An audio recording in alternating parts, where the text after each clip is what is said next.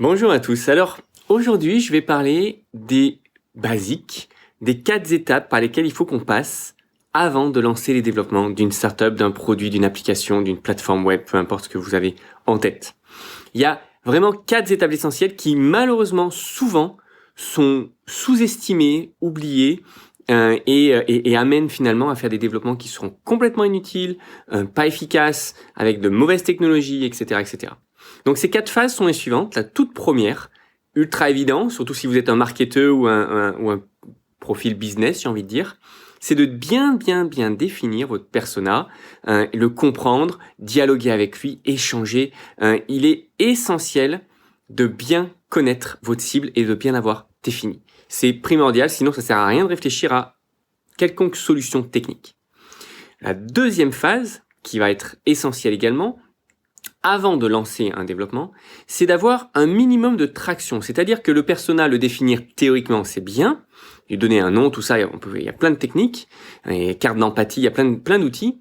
Mais ça ne va pas suffire. Il va falloir dialoguer avec lui, identifier où est-ce qu'on peut le trouver, voir comment il se comporte, comment il réagit éventuellement à des petites pistes que vous pouvez donner par rapport à votre produit, etc.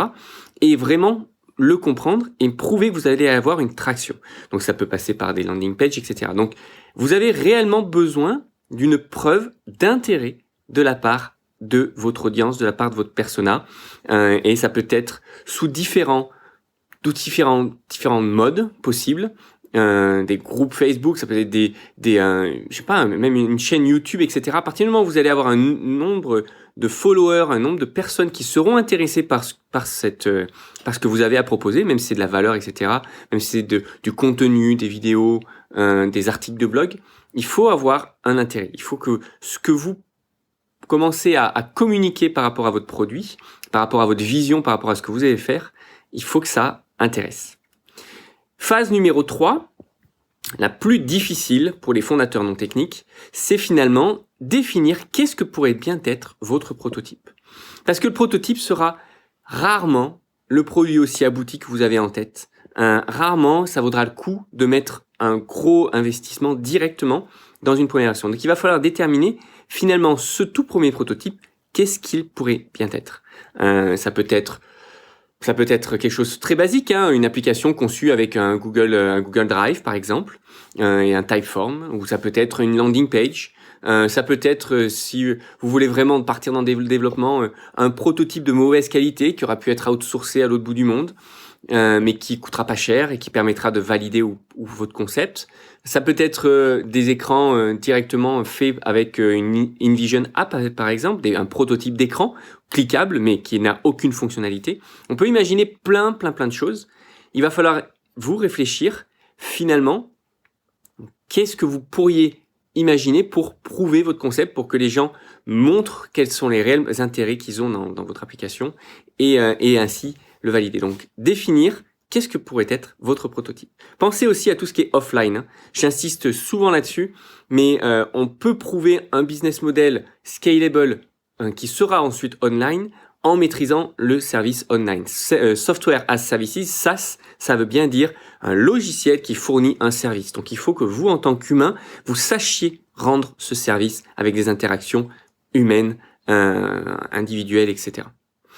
Quatrième étape, on y arrive, définir quelle est la meilleure technologie pour concevoir ce prototype par rapport évidemment à votre budget.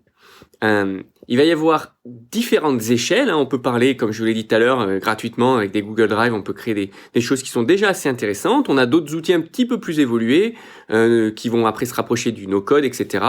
Je pense à Airtable par exemple, je pense à Coda, où on peut commencer à créer une vraie logique logicielle derrière, des vrais algorithmes, un peu comme avec des fichiers Excel. Tiens d'ailleurs, j'ai des projets qui se sont prototypés avec des fichiers Excel.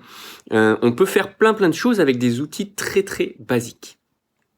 Et en fonction de vos moyens, en fonction de la certitude que vous allez avoir, vous allez pouvoir potentiellement mettre un petit peu plus, potentiellement travailler avec des agences spécialisées, pourquoi pas encore en no-code, ou alors travailler avec une agence qui pourra avoir la technologie qui pourra aller beaucoup plus vite et peut-être pour quelques milliers d'euros, peut-être une dizaine de milliers d'euros, pour créer un produit qui sera déjà abouti et très abouti même. Donc tout va dépendre encore une fois, des moyens que vous allez y mettre et surtout de la certitude que vous avez par rapport à votre marché. Et du coup, de l'itération qui sera nécessaire pour atteindre votre concept final. Voilà. Donc en bilan de ces 4 étapes, ce qu'il faut préparer avant de lancer les vrais développements, c'est bien définir votre cible, la cible de votre concept, votre persona, bien le comprendre.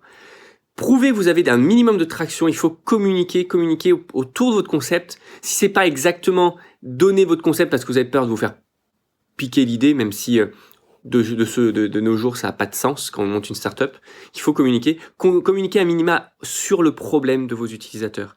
Quel est le problème? Comment est-ce que ces personnes-là font au quotidien, etc., etc. Communiquez sur les problèmes de vos utilisateurs. Et il faut prouver que vous avez un intérêt. Troisième phase, définir qu'est-ce que pourrait bien être votre prototype. Est-ce que ça pourrait être juste une feuille de papier avec laquelle vous allez passer en ville et vendre des choses, etc. Enfin, on peut imaginer plein de business models, vendre par email, etc. Qu'est-ce que ça pourrait être votre prototype? Une fois que vous avez défini quel est votre prototype et le niveau un petit peu de maturité de ce prototype-là, définir la bonne technologie pour réaliser ce prototype.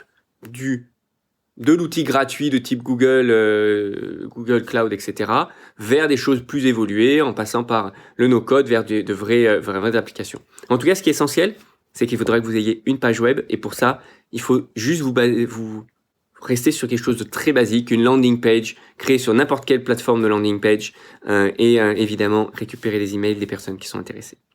Voilà, j'espère que ce petit rappel, parce que pour moi c'est un rappel, évidemment, c'est essentiel et je pense que c'est essentiel de toujours le garder en tête qu'il faut passer par ces 4 phases-là avant de lancer nos développements.